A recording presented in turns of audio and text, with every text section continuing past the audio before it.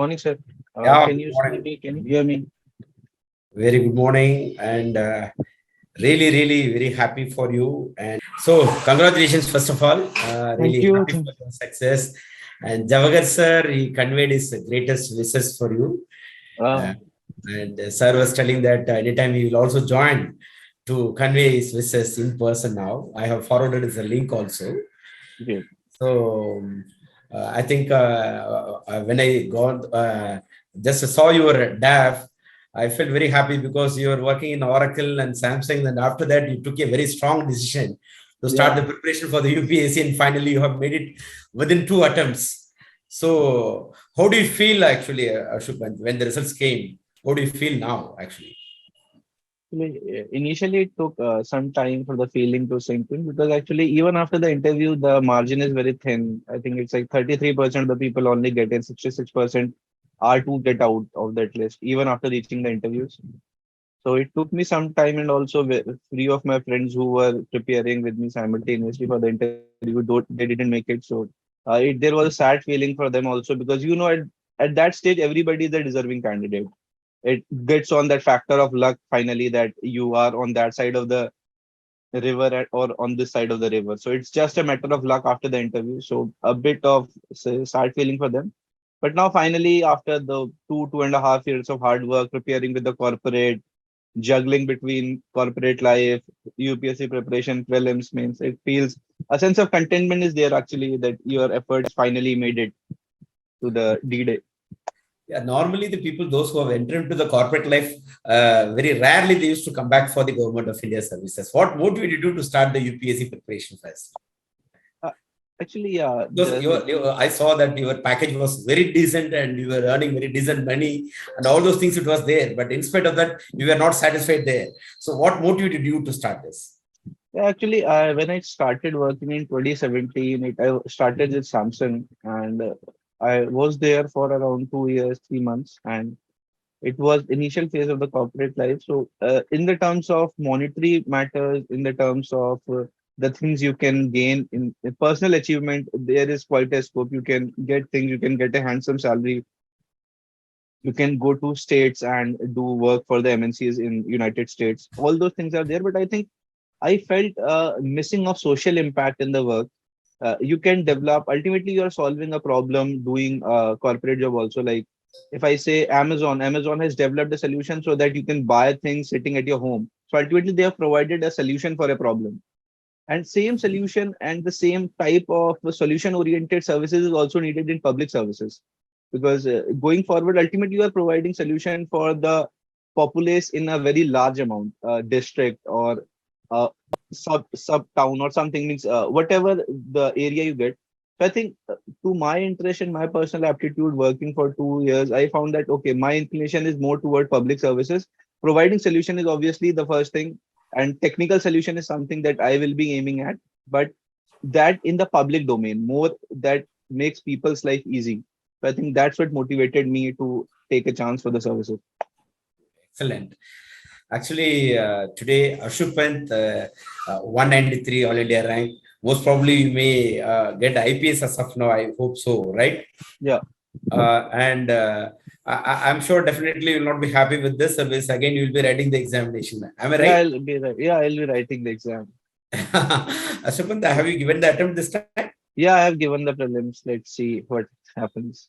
Okay, actually, normally I used to say that there is no secret of success. Only with the just the regular practice and the sincere hard work and with the systematic preparation, only anybody can get into the success. But even then, there is some strategy for each and everyone. Can you please share some of your strategy for the prelims? I think for prelims, I think prelims is actually, if you see the prelims paper from last 3, 4 years, it's becoming unpredictable. I can guarantee you can take this 648 or 748, how many students are selected, make them appear for the prelims, and some of them, at least some people of them, would definitely fail. I'm saying it with a sense of authority because I have a rank, but I think prelims is unpredictable stage. But I think that applies to everyone, and to make it, I think, less say unpredictable. Firstly, you can do is there is a sense of static syllabus, there is a sense of dynamic syllabus, and then there is comes the bouncer questions. Then these three kind of question are there. Static question, I think something you can target at, because it static question, some will be on the easy part, some will be on the moderate part, some will be on the difficult part. So I think static syllabus is something you can have command on because it's limited. Dynamic part is not limited. He can ask questions from anywhere around the world, and you don't have a choice to study everything across the globe. So I think if you have a good hold on the static command and you limit your sources, and I think second part becomes, I think you should be a more aware citizen. Like the kinds of question UPSC is asking, they want you to be an aware citizen. You should not be someone who is locked up in a room preparing for UPSC for 2.5 years. They don't want such a candidate now. They want something who is in the public life and maintains a preparation and has knowledge about things like NFT is going on. So at least you should know what the basics of NFT are, what the basic of cryptocurrency are, what is software as a service. Everybody is using cloud services, but are you aware of the fundamental things, what a cloud is, what quantum computing is, all these basic technical stuff. You don't need to be a scholar of these subjects, but you should have a fair idea about the things going around you. I think if you can manage this part fairly well, because static, I think, uh, comes to your hold after an year and a half if you are studying well with the static books. But if you can have a bit more depth in the dynamic part, I think prelims does not become a major problem, because I've seen people who clear prelims on trot. They might not be getting into the final list, but they clear prelims every time. I have just known a friend, I was talking to him yesterday. He is getting some 115, 120 in prelims exam. He was in the interview last year, and 115, 120 in this year prelims is a very high score, and he is getting similar scores across three prelims. And he was the guy who failed interview a week back. He was not in the final list on 30th whenever the result was released, and he went on to give the prelims a week after, and he made it to the final list. So I think prelims is a matter of firstly this part of mastering your content, and I think 50% of the prelim games is on the day when you're solving that paper. I think if you can solve that paper with a calm mind, with someone who is applying all his knowledge. It's not that what you have studied for 2.5 years. You went on a trip, you went to Goa, you saw Dudhsagar Falls falling, you made a note of it. Maybe it comes here. Which waterfall is on the Goa Karnataka border? Okay, you know it's Dudhsagar Fall. You don't study it somewhere. You just know it by the way you have been observing things throughout your life. I think if you can apply the knowledge and have a decent amount of knowledge, then prelims is not that difficult. And but definitely there is a fair chance of you failing prelims every time. That's I think it's the most difficult stage of the exam, because the ratio it cuts down is very low. It brings you from 5 lakh to 10,000. So you can be on the either side of that. But yeah, to make it fair, you can just do whatever is in your hand and pray to God. Yes, Ashok. Ashok Pant, actually, before we discuss so many things with the strategy and preparation, we have with us Javagar sir, senior IAS officer from Tamil Nadu, who has worked with 3CM and who has coached you, who is very well known to you. So, sir wanted to convey his wishes with you. Sir is available now. Sir. ASHU PANT, how are you? Congratulations first. I'm very happy to see your what you call glittering face here, and I'm extremely happy that I had an occasion to be dealing one-on-one with you, because at that day itself I found the way in which you are listening to the questions very carefully and not taking due time but answering them with all keywords and kind of observation that are needed from the point of a civil servant. That was something very many people do not pick up. They try to go on a question answer mode.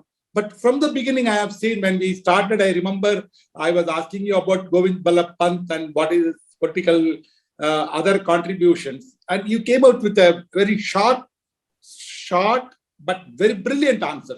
That's the way to start with. Similarly, I remember the kind of questions, the difficulties that you are likely to face. You came out with very limited, but it was so impressive, because normally from one-on-one session, it's only between the two people. So he must also get impressed. So that way, whenever we do one-on-one with such a brilliant student, with who has got a very balanced way and how to express his view, then the other side where we sit, we are also being really happy and elated, because I always say improvement is on both sides. You can improve and I can improve, and throughout we can improve in our lifetime. I hope you remember. And now that you are one of the very successful candidates. And I'm really extremely glad I've been listening to you for the past 5-10 minutes about how the preparation should go. This is how the attitude and attitude, that is what you have been mentioning, is extremely good. And I'm really glad. I welcome you to civil services. And I hope that you will become one of the celebrated civil servants in future. That way, I could see a very brilliant young man entering into civil service and going to contribute for the development of the country and the welfare of the people. That way, I'm extremely happy. I'm glad. I wish you all the best. And indeed, being a part of the one-on-one with you today, I'm extremely happy. And again, all my happiness and congratulations to you. Thank you, sir. I think your words. I think I remember the one-on-one session, and finally you said that you will get very good marks based on what I had one-on-one experience. And similarly, there was also a one-on-one I had with Vinod sir, Vinod Joshi. He was one of the Ministry of Tourism Secretary in Government of India, and he also said a similar thing. So when the bureaucrats who have themselves served at those positions and who have seen the system in and out, when they appreciate, then you know, okay, you have something in you, and that's more confidence booster than any preparation with respect to DAF or anything. Because at the end of the day, a person like you or anyone who has been there at that position judges you for your overall personality, not just for your content. Because content is something that's limited to your knowledge, that will increase or decrease with time. Exactly. But the personality judgment that bureaucrats do or the senior civil servant like you do, and when they say such good words, then it's very real confidence booster. I think I scored very well in PT. I scored 190. And I think that is one of the very high score in PT this year. And so I think that was a very good one-on-one session and took a lot of inspiration from that. Thank you. Thanks a lot, sir.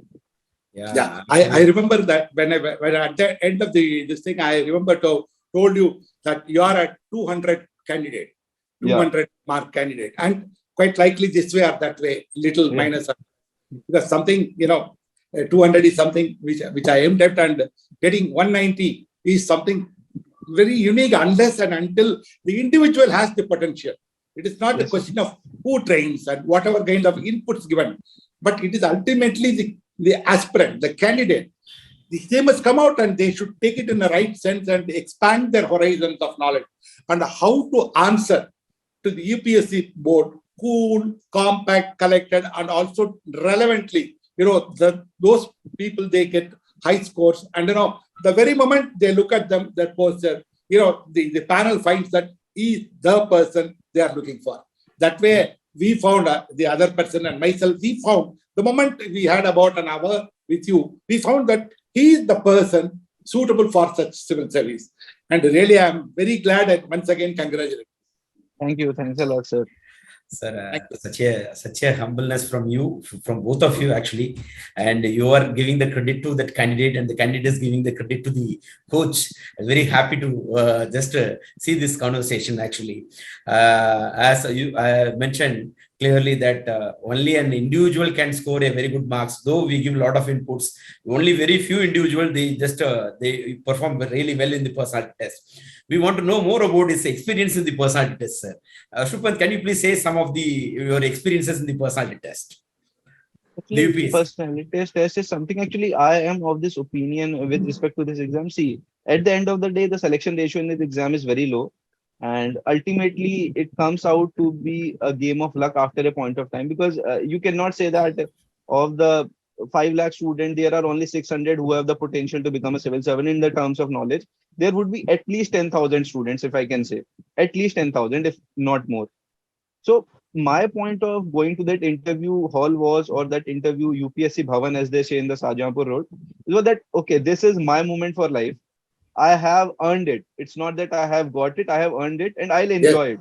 No matter how it goes, no matter I made it to the finalist or not, I'll enjoy that moment. And I still remember everything I did. I was just walking through those corridors, seeing the feeling, seeing those big dome-like buildings, and see, because it's an old architectural building. It's not something, it's a new architecture. It's an old architectural building. And talking to, okay, CISF is there. There is initially biometrics is there for the people to enter. So I was just taking feel of that place. And I think the thing that worked most in my favor, I think I was very cool in that interview room. I did not take it, okay, kya hoga, what will happen, what will not happen. if something of the God is on my side to reach here, I think the things will go good way coming forward also. And I think if you enjoy that time, enjoy that moment, I think that's the pretty much you can do. It's not after reaching interview, it's not about knowledge, it's not about anything else. Just about you enjoying that moment, giving your best out there, and you can best give your best only when you have a calm mind. You are not shivering, your legs are not trembling. Okay, this is such okay. The panel is esteemed, but you have also earned a position to sit before that panel. So they are Exactly. also respecting you. It's not that you are respecting them; they also respect you for what you are. So I think it's because the conversation is definitely not equal, but both the parties respect each other. And if you answer with the sense of confidence, with the sense of composure, then you will definitely get good marks. I think that was much idea behind PT. And whose board it was, and who was the 30 minutes which decided your destiny? I think it was it's Satyavati's ma'am's board was there, and my actually question was, I mean, my whole interview was a lot opinionated because my she was reading my DAF aloud, and first thing uh, at the end of my DAF, one of the hobbies was watching the stand-up comedy. So she started the stand-up comedy and the controversies around it. That okay, initially in the recent times there have been a lot of controversies around the freedom of speech and how it should and to what level the jokes of the standard comedian should be. And that went on from freedom of speech to Elon Musk buying Twitter and how we should limit the freedom of speech or under whose domain should it fall that the freedom of speech should be limited.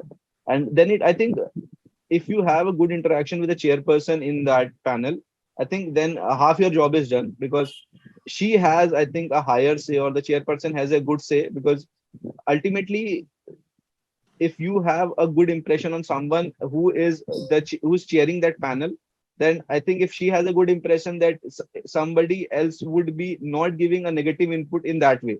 Because though you can, if you don't do a blunder in the coming panelist, and I think in the coming panelists, they asked me about home state, they asked me about defense, they asked me about few questions related to technology because I come from a technology domain and how you will use technological solution to solve the public life problems.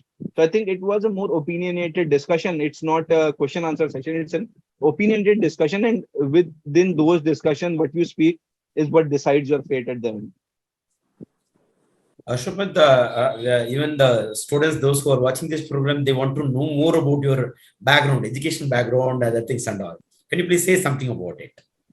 Actually, background, I come from a very humble middle class background. I come from a village. It's called Ambag. It's in the Uttarakhand state. Champaur district is there. It's a normal village. Uh, I did my basic schooling from here till 12th. I studied in a convent school till 10th. And then I moved on to Kendriya Vidyalaya, that's nearby. Post that, I went on to do BTech in computer science and engineering from NIT Allahabad. That was 4 wonderful years. College life is always something that you cherish looking back because those days don't come back no matter which college you have, no matter what the degree you did. Those times is something that you still attach to. And post that, I went on to do 2.5 years or 2 years, 3, 4 months at Samsung. And in that time, I also had the opportunity to visit Korea, South Korea, multiple times on office trips. And that was also a point actually where I had like, I saw that place. If you go to any country that's on, say, global north or on the developed side, so you feel the sense of differentiator that you have with respect to quality of life, with respect to things that are implemented there, with respect to basics things like public transport, with respect to metro, with respect to cleaning. And I think that was also a bit inspiration, okay, to have those things implemented in India as well. When I came back from Korea second trip, then I had decided by that time, okay, I'll take a full-fledged plunge into the UPSC exam. In November 2019, I resigned from my job at Samsung. 1 year I took for preparation, and fortunately, unfortunately, I failed at prelims by 2.5 marks. And after that, actually, I had talks with multiple of my seniors who are in the services, with other friends also, and they told me, okay, you have a 1 year gap, and if you feel that you have studied religiously for the exam and you have a broad base, then I think you should pick up a job because I think this the bad thing about this exam is it's very cyclic. It's very tempting. Okay, one more attempt, and you don't know how 6 years go on a free, and 6 years later you don't even see what you were. You entered at 24, you are leaving at 30, and you don't have anything because the bad part is knowledge doesn't fetch you job, skill fetches you job. You can be very knowledgeable, but if that doesn't have a skill set in it, then I think your domain will be very limited to teaching for a UPSC aspirant. Nothing much can be done apart from that. So I think my friends said, okay, you have a good skill set, you have a good experience of working in an MNC. Why not get a job that's not very hectic, and you can get around 4 or 5 hours daily, and because it's going to be work from home for around 1.5 years from now, so you can always the commutation time is saved, and you can just have 4.5 hours, 5 hours for study. And I think if you have a base of 1.5 years behind you, and you can study 4 or 5 hours regularly, then this is pretty much doable doing a job also.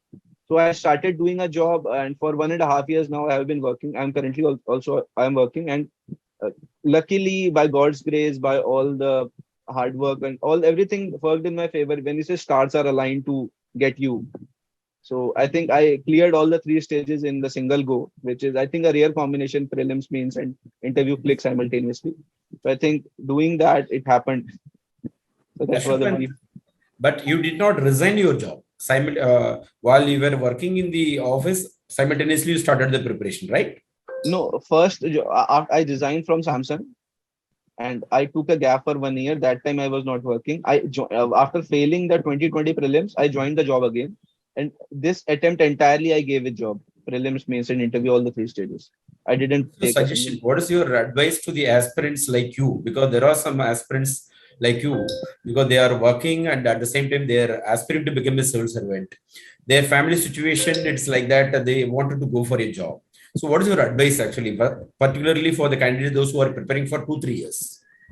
Exactly, that's what my reason was, because it's not that I had my savings in work to fund me for 2 and 3 years, but I think I went for a job for mental stability of my parents. That was the only reason I had. Because if you are unemployed, and though you are taking care of your finances by yourself, I had my savings, but still that thing is there in their mind. Okay, he is unemployed, what will happen if he doesn't crack the exam?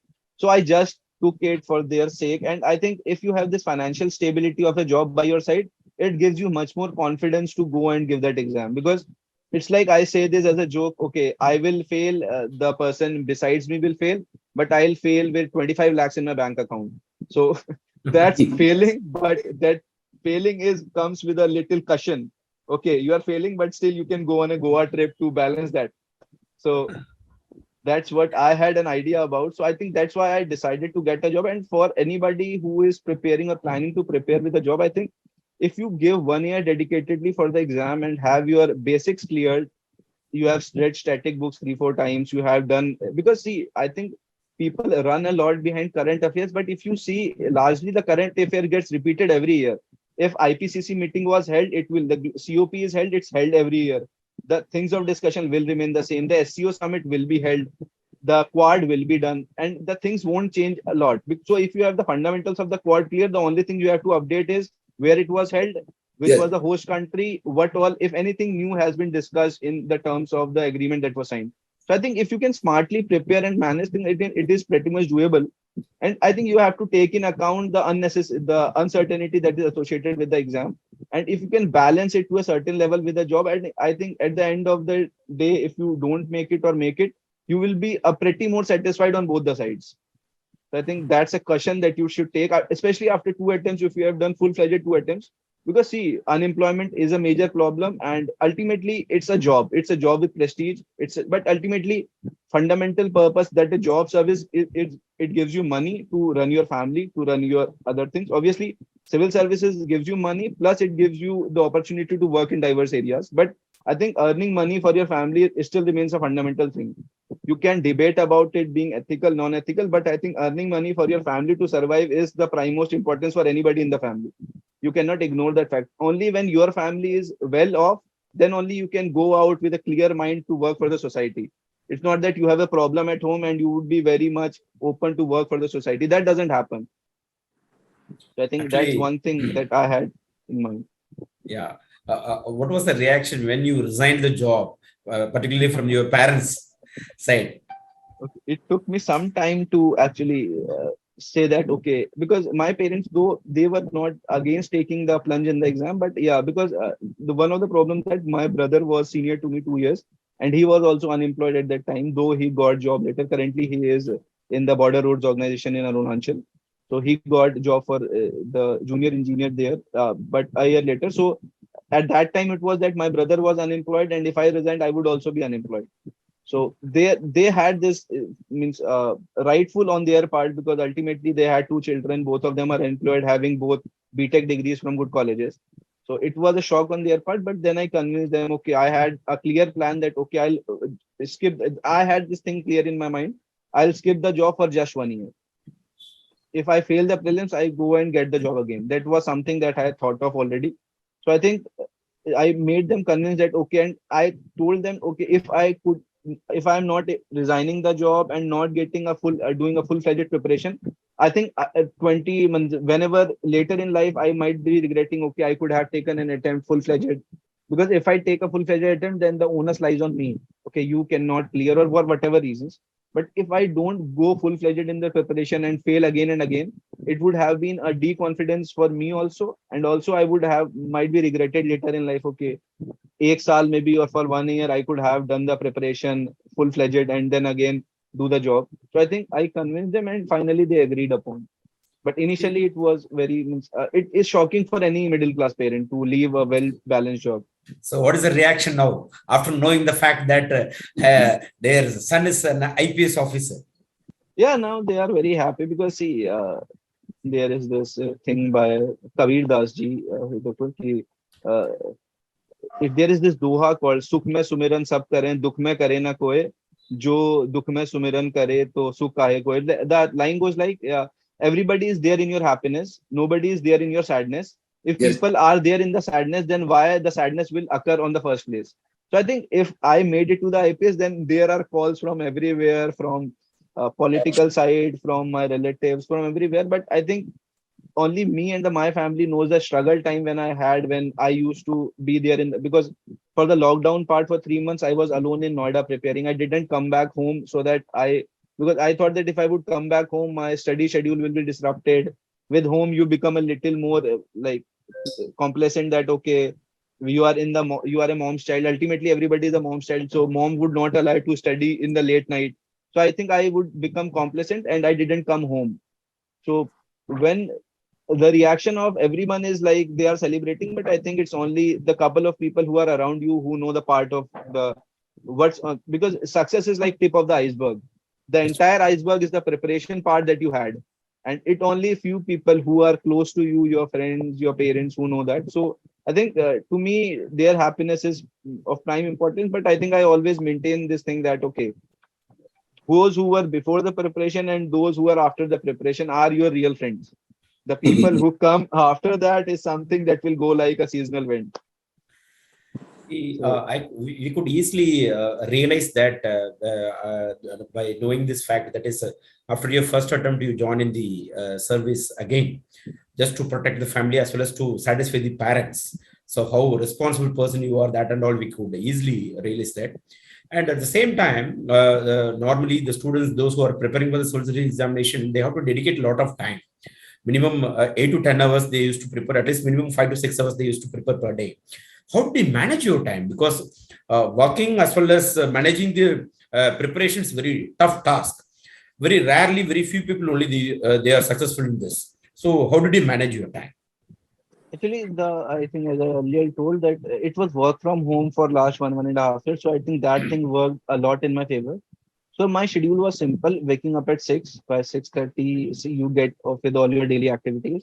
First thing you go on is study the Hindu.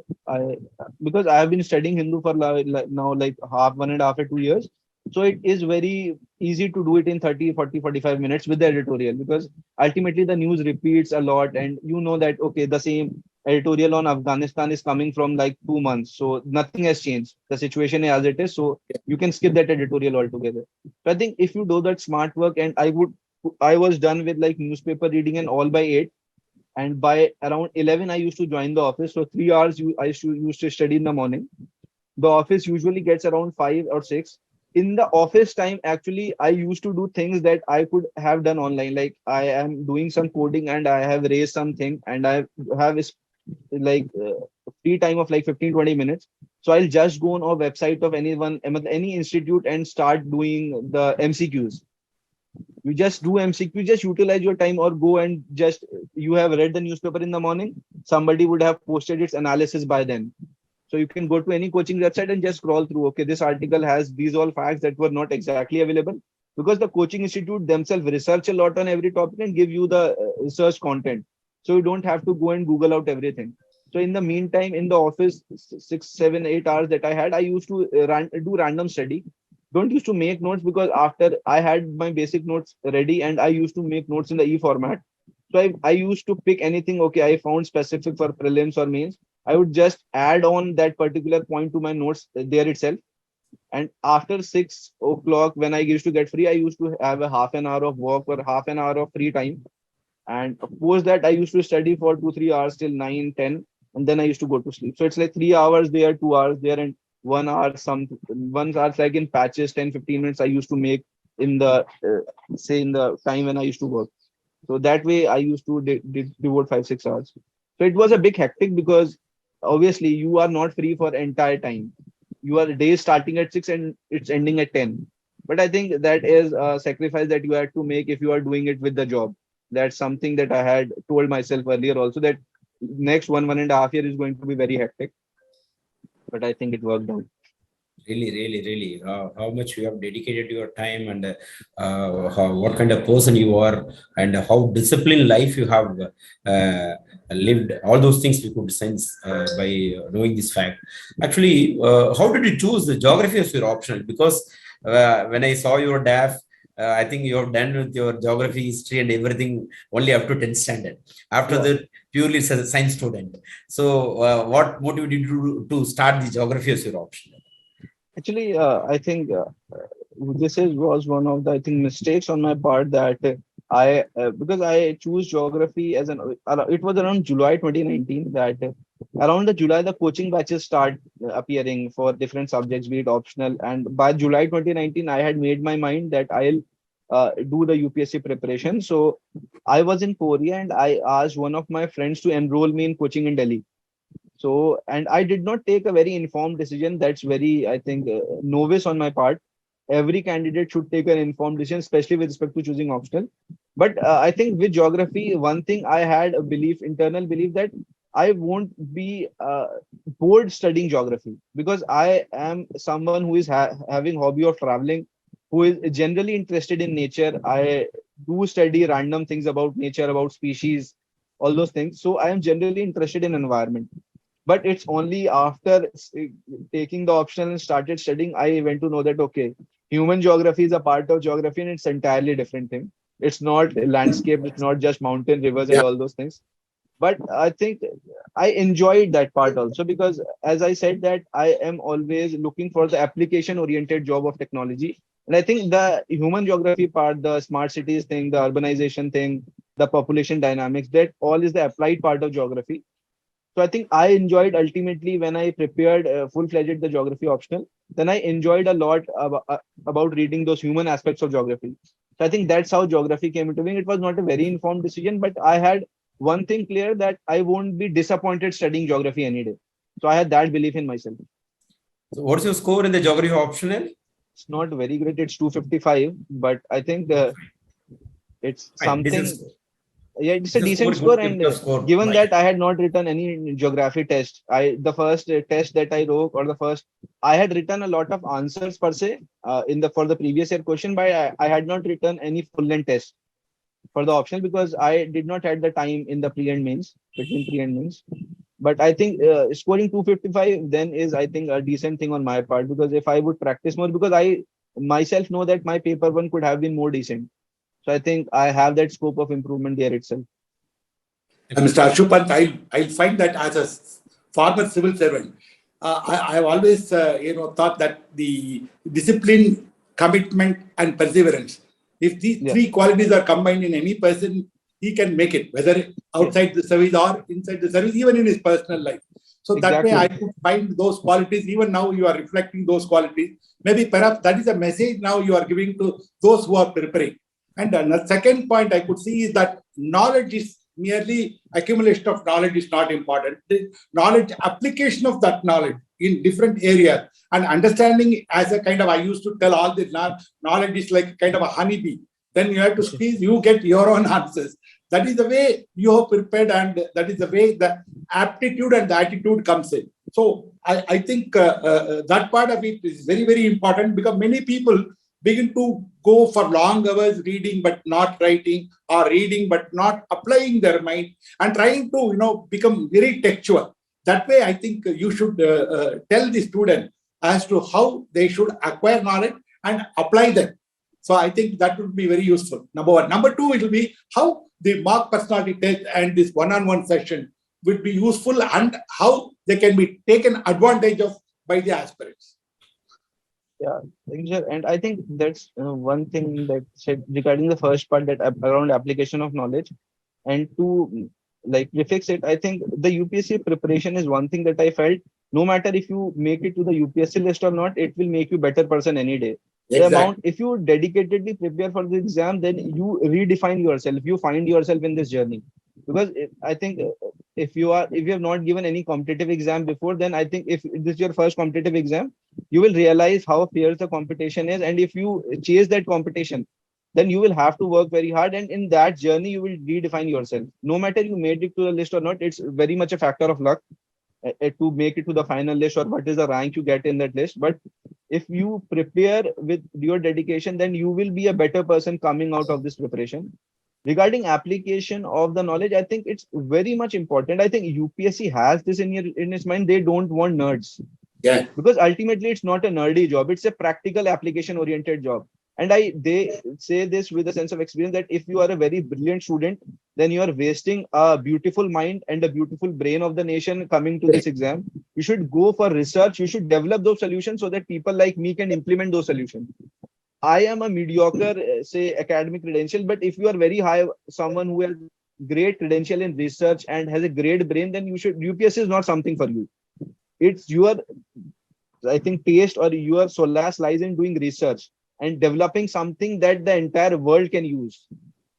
And if you are someone who is a balanced medium person and has a capacity for doing hard work, I think if you can do hard work and complement with smart work, I think that the smart work that we usually talk about nowadays in UPSC preparation, it's the application parts. Hard work brings you knowledge. Smart work brings you application. Yes. Two days back, I think there was something simple question that was written in one of the options in prelims exam, closed circuit television. Yes. But he has not written CCTV in the brackets. So if you would have known he is talking about CCTV, then your job would have been done. So, but you see CCTV every day around your life. For once in your life, you should just Google what CCTV is. At least you will remember the definition. It's something like closed circuit television, and your question is solved. Yes. Similarly, there was question about RFID technology, and everybody going through any like tools in current time would have seen that FASTag thing. Yeah. It works on RFID technology. So as a general informed person, you should know, acha, this is happening, then what's the technology behind? Just do a first Google, read one page on Wikipedia, and I think you are done. I think the paper they are making, especially for prelims, is very application oriented. And until you find application, it will be very difficult on your part. Similarly, for the interview also, they don't want theoretical solution. They want practical solution that can be implemented. Exactly. And practical solution can be given by a person who has thought over the things. It's not that, okay, this is a good thing, but if this cannot be implemented on ground, then it's of no use. You have to find something that's more applicable, that's more practical, that's more human oriented. And I think if you can do that, then it's very good. Secondly, talking about the PT and the one-to-one session, I think regarding one-to-one session, I think you should do more one-to-one rather than doing more the combined mocks. You can do couple of combined mocks, 4 or 5 of panel sittings, so that you are confident about speaking in terms of a good number of people, how to articulate your answer. But I think one-on-one session give you a more depth of your personality. They analyze your personality more. They tell you things more in a more specific way, because the panel mocks generally give you a very larger feedback. Okay, you are not smiling. Then I think it's very vague thing. You are not smiling. You don't have to smile for everything. If a question has been asked about women's rape in India, then you cannot be smiling giving that answer. That doesn't show a decency and morality for a candidate. So I think in that way, one-to-one session are more good. But I think a couple of panel session give you that taste of how to talk in the terms of 4 or 5%, how to articulate your views, how to shift from one person to another, how to say good morning or whatever the time is. So I think having that balance of the panel mocks and one-to-one session is very good for the people. Thank you. And now that a large number of students have been awaiting the results, and some people feel that they are cat on the wall, and they, the risk appetite has, it is becoming less and less these days, what I could find. And what should they do now next? Should they go for preparation? Because we always advise them to go for mains preparation so that they can go ahead, because unmindful of what the outcome is there. But there are people who just still sit on the wall, they wait for the results. For such of the candidates, what will be your advice? I think waiting for result is the worst thing you can do. Either go for a job if it is your third, fourth, fifth attempt, you should, Good. and you are not clearing prelims. But if you have the slightest chance of clearing prelims, there is, because these the prelims result will be out in 20 days. And if you make to the prelims list, then you will very much regret that you didn't study for these 20 days, because it can make a great difference. In 20 days, you can revise your optional. In 20 days, you can do your ethics. In 20 days is a pretty much big time to do at least one of those 250 marks thing. It could be essay, it could be ethics, it could be optional. Yeah. So I think there is no point wasting these 20 days. If you are not making it for any reason and it's your fourth, fifth attempt, then I think you should start thinking about something alternative. But if I think it's your first, second attempt and you are on the line of margin for the prelims cutoff, then you should start writing for the mains exam. Especially if your first, second attempt and you are not clearing, I think you should anyway prepare for a main exam. Someone who would be qualifying prelims has been doing. You should write those tests. You should write those tests in a time-bound manner, because I think this preparation has become such that you should be in a state of preparation that the day you clear prelims, you are not faltering in mains, because mains is a predictable stage of this examination. Prelims is never a predictable stage. So you should have your preparation at that level. Okay, the day I clear prelims, I am not faltering in mains anyhow. Personality test, then also it's a game of luck and it's not very much in your hand. But I think if you have good score in mains examination, then even a 160, 170 in the PT can get you to the final list. So I think mains is something that defines your rank and selection in this exam, and mains is something that you should focus upon after prelims, especially the optional and the ethics and the essay paper. Those define your rank in this exam finally. Which part is the most challenging stage actually? Yes, prelims is the most challenging stage, undoubtedly, because the kind of uncertainty they are giving, nobody can be sure of clearing prelims. That's how the prelims is. Somebody is getting good marks in mains, he will get good marks in mains again, because mains writing, mains answer is a predictable thing. You cannot do blunder in mains. Prelims, you can be out there for 2 questions out there, because the answer key debates are also going long way. 6 to 7 question mismatch every year has been happening for last 2 years with respect to the coaching key answer key and the UPSC final answer key. So I think even if the coaching people who are taking definite amount of time, they are also having, because they would be doing research on their part for giving an answer key. But ultimately the ball is in the UPSC's court. So if there is a great sense of mismatch, so that even if you are clearing by the coaching's answer key, then you might not be clearing by the answer key of the institutes. So that mismatch will always be there. So I think on that part, you should always have your preparation to that level. Okay, if I get through prelims, I'm not going to stuck in mains. That's the confidence that you should have with respect to your optional, with respect to the GS and respect to essays. And I think if you can achieve that state, then you would not be that unlucky that you don't qualify prelims for 6 consecutive attempts. Because 1-2 attempts, because there are many candidates nowadays. I think there is one girl from my state only, Diksha Joshi, and she is ranked 19 this year. And this was her third attempt, and the first prelim she qualified, and she directly got ranked 19. Apala, I think last year was one of those candidates who got ranked 9, Apala Mishra, and she was also someone who got prelims cleared in a third attempt. So the prelims is very dicey, but you should have the preparation. Okay, if the prelims is done, and then I am not faltering in mains, you should give your head out.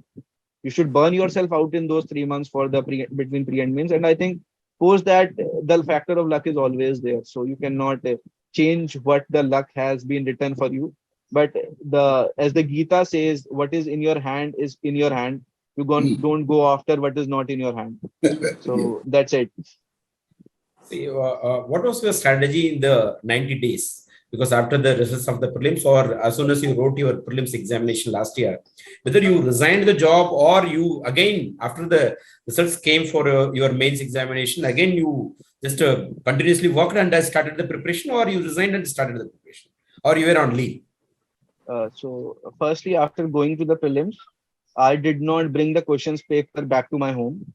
I kept them at my friend's home because I knew if I would bring that home, I would go into that cycle of tallying the answers from one answer key, then from the other answer key, and then from the third answer key, getting 90 from one, 86 from one, 106 from one. And that cycle takes And your finally, nothing will be true also. yeah, nothing will be true, and it doesn't matter now. Your OMR sheet has gone. So Yes. whatever you have marked is done. Yeah. It's like you cannot put a toothpaste that has come out from the toothpaste. You cannot put it in. It's similar to that toothpaste that has come out in your OMR now. So it has Yes. gone out. So that's what I did, and to me, the things are very cyclic in my life. So the friends in whose home I had put my prelims paper, the next day to the final result was his marriage. So I went on at his home and saw that prelims paper. So it was very cyclic for me. So, okay, my cycle, I had sown a tree there and it has now grown up, something like that. So I did not, and one of the rational reason for me doing that was because, see, I did not had any chance. Means I could not do anything. I was working already and I will be giving all my attempts. That's something in my mind. So the only thing I had to do was to prepare for means anyway. No matter I am getting 80, I am getting 100, I am getting 150. Doesn't matter. I'll be preparing for means. So I started I started writing means, and by the time the prelims results were out, I was done with my GS1 and I was done with my optional paper one. So post that means I had run one reading of the optional paper one and started making short notes so that I could revise in the last 15 days. And that's how I started. And I did not take any leave from the office. I continued with the office, but I slept very less in those days. I used to sleep just 6-7 hours for those that time. And there is a public library opened in our vicinity by our SDM. So I used to take my test in the morning, go there means at 8 in the morning, because this time the mains were in the winters, and winters in Uttarakhand are very chilling. So I used to just go and pack myself with all the hoodies and all things and drive the bike to that library and write 8 to 11. I used to write those paper in the 3 hours and come back, join the office, work for a few hours, and then again start preparing. In that time, actually, somehow the workload was not very high in that time because in the corporate, because mine is a US based company. So in November, December times, the workload is not very high because most of the people in the US are going for leave, and because much of the work is based on US clients in the terms of, because half of the team sits in the US. So the workload was not very high. So I could manage with 3-4 years of work in 3-4 hours of work in office. So that way but those 90 days were very tormenting for anyone. It's tormenting for anyone, but because I was doing two things, it became more hectic for me, but I think it worked out finally. So completing the paper again, it's a very biggest challenge. Whether you have completed all the papers, or here and there you had some issue. No, I had completed all question. I had written all pages fully. That's Wow. what I did. All pages fully. It's only one question in GS paper 3 about blue LED that I did not had any idea about, and I was like, I could not bluff more. It would be wrong on the teacher's part to read so much of thing that's not related. So that's one question in which I had left half a page. Apart from that, I filled all the pages in all the papers. Can you please tell your scores in the mains examination? What was your marks in the essay and other things? I had 125 in essay, 96 in GS1, 111 GS2, 90 in GS3, and 100 in GS4, 131 in optional paper, and 124 in optional paper 2. Good. So my marks are less. If I would have done badly in any one of the exams, I would not have made it. But it was like my marks in equilibrium with each other. So they are just enough to get me a rank. And finally, the PT worked a lot in my favor. In PT, I had 190. So that helped me get at least a decent rank. Yes, that's true. Whether you just regret on any one day that I should have just taken more leave and I should have prepared so that my rank would have been still better, something like that? No, I never regretted. I don't. That's my philosophy for life. Don't regret anything that you cannot would have done. It's like I had taken this decision on myself that I will prepare with a corporate job. Then I fulfilled it. Maybe I would have taken a leave. The rank could have been higher. You cannot say about it. So Yes. I never felt like I could have done more. I did whatever was best possible in those circumstances. Maybe I would have read a topic more and would not have come in the final exam. That all because there are number of ifs and buts in life that can happen. Like it's a very simple thing that I was telling with one of my friends while we were giving mains. I was giving mains in Dehradun, and we were saying like we used to wake up early in the morning because we were two guys that were living in one of my friend's flat. So I used to wake up in the morning because we had two papers, so we need to used to cook something so that we can eat in between the papers. And we used to say that yes, if somebody would have home in Dehradun itself and he would be coming and writing mains from home, going back, he would have a good decent diet. And then this thing he was saying to me, and I was telling him, okay, we used to go to the exam center from a scooty. What about on the first day of the paper we meet an accident and we cannot write the mains altogether? Just a thought. So you always regret the things that you don't have, but you don't appreciate what you have. You are writing mains and with such a background coming from such a village background, that is also an achievement in itself that you should be proud of. You can have n number of things. I could have been born to very rich parents, so I could not have. I would not be working altogether.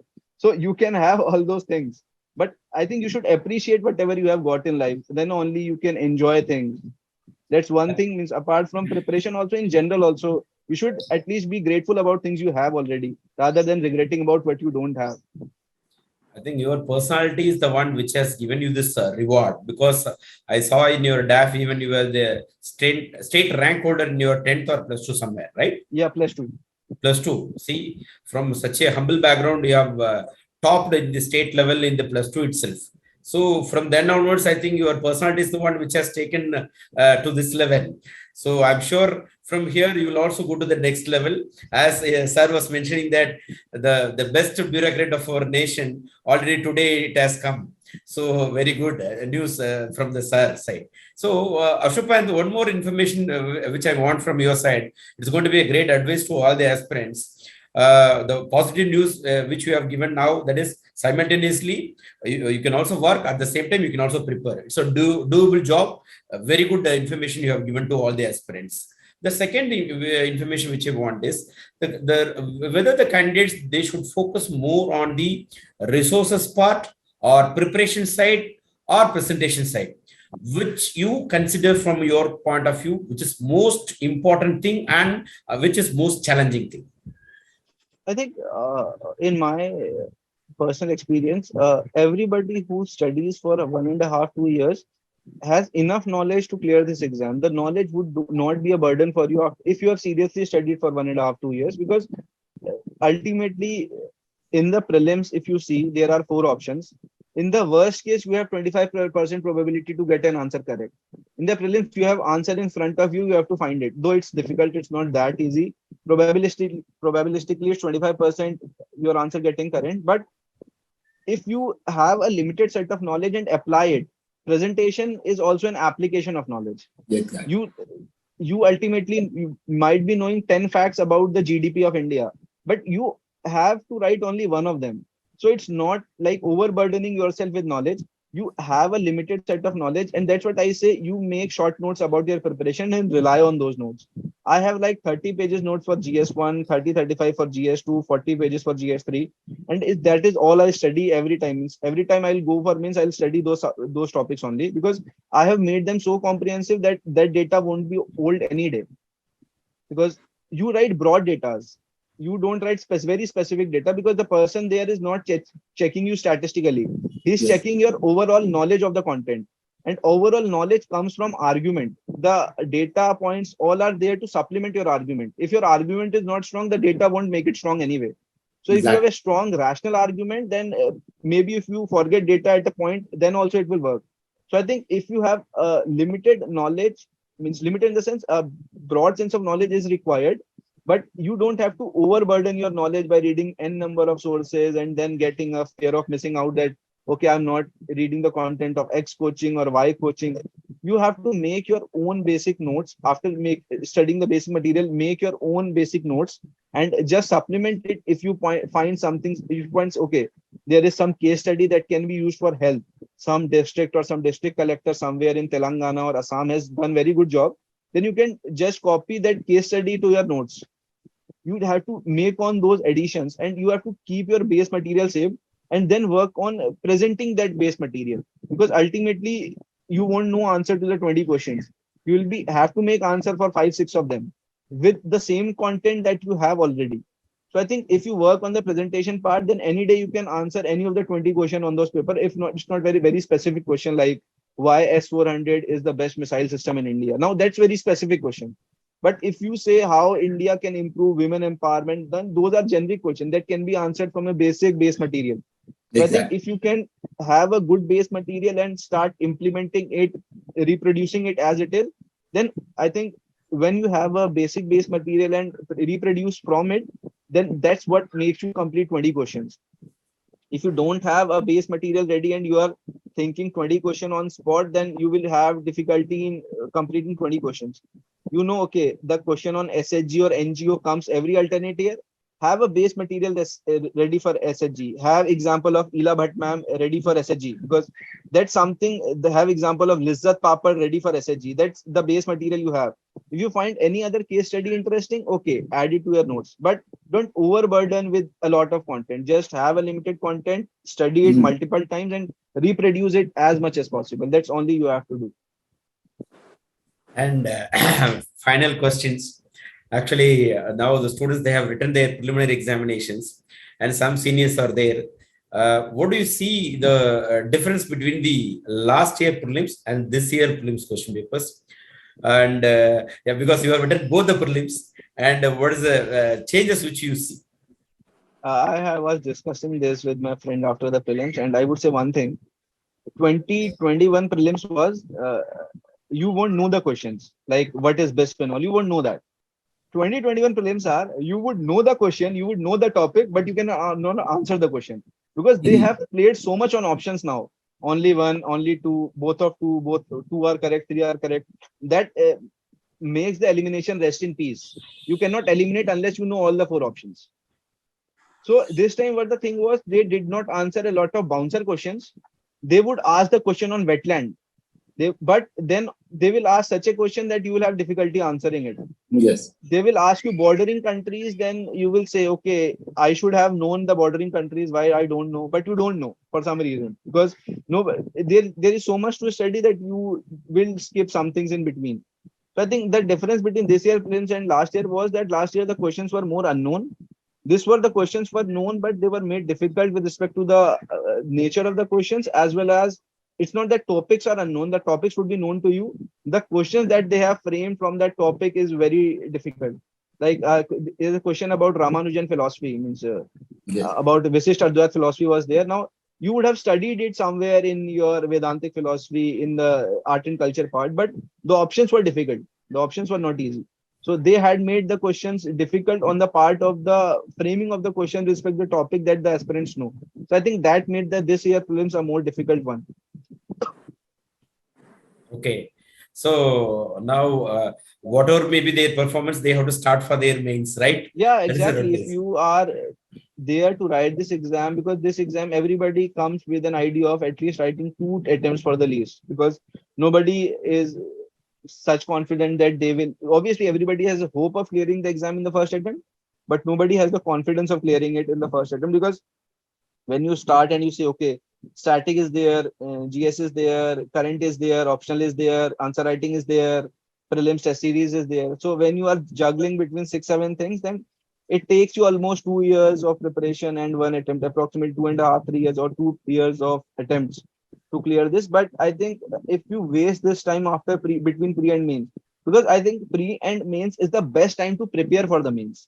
Yes. Because everybody will be preparing, the test series will be available in the market, the answer writing sessions will be going on. You can send your copy and that will be evaluated by different coaching institutes. So if you prepare in this spree with other candidates, no matter you are making it or not, it will make your life a lot easier in the next attempt. Because there are so many topics that you never study for prelims, like internal security. Nobody studies internal security. Nobody studies ethics. But if you study for mains this year, then you will be completing these topics this year itself. So if you are to write means next year also, then you have the base material, the notes ready, and you just have an easy life practicing more rather than making the content for the first time next year. So I think you should start with mains preparation anyway.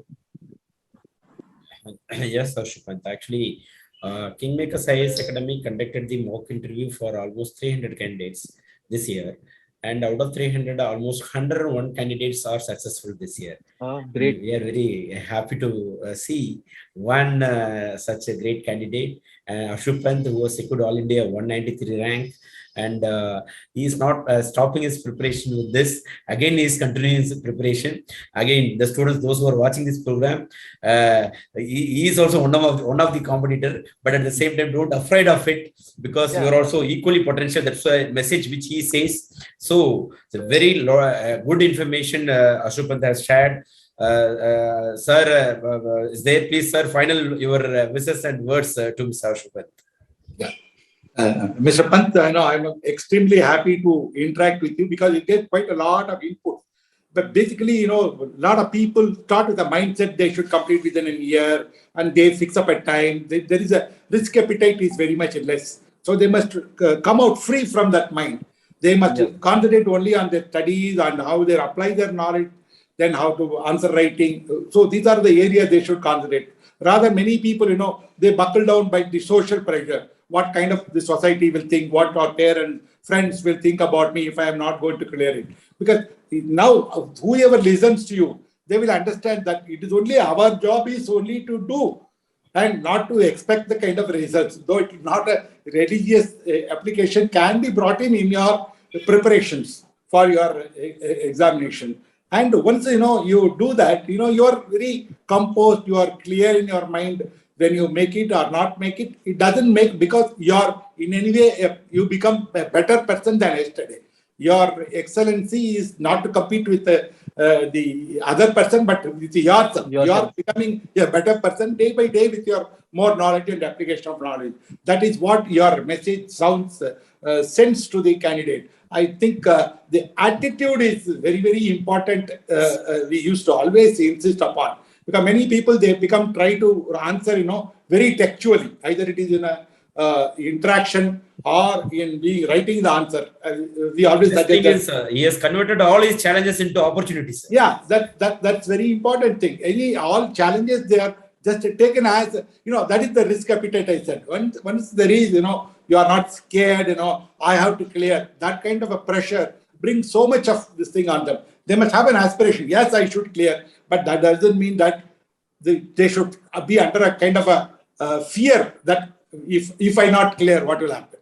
That kind of a thing, sense of fear should not be there. I think that is what we can infer from you, and I think it was a very excellent your answers today, and it will be helpful for those who are preparing without a mind without fear, right? They go with a mind without fear, rather a mind filled with the confidence and robust thinking. So that way it was very useful and it was very good. And I would like to have your final words to the students with regard to the mindset that is required. And I wish you all the best, and I wish that you become an excellent civil servant. Maybe after 30, 40 years, you will write your memoirs. To that extent, you should become a brilliant civil servant, and you are bound to, you can become, and I wish all the best to you, and I make my sincere prayers to God.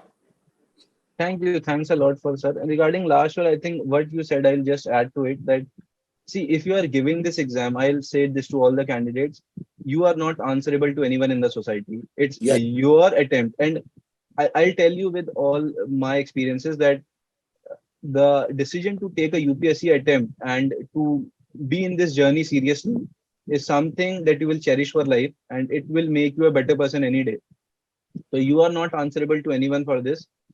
People will make fun of you occasionally. Friends will say, taunt you or something, but You are not answerable to anyone. It takes a lot of courage and confidence to do UPSC preparation. For me, it was courage of leaving the job and doing the preparation. And for someone else, it could be struggling in their prime years of 24, 25, 26 in a coaching center in Delhi or in anywhere in India, and having those days where you are just studying, not having enough money to do party or anything. But it's your decision and you have to stand by it. You're not answerable to anyone for that. And I think if you have that confidence, and by God's grace, you will make it to the final list. And thank you, sir, for all your wishes. I pray that I'll become inspiration for many going forward. The success of all the greatest successful person is sharing their experiences and knowledge to others. Today, you have started sharing your experiences. You have proved yourself once again as a greatest successful person.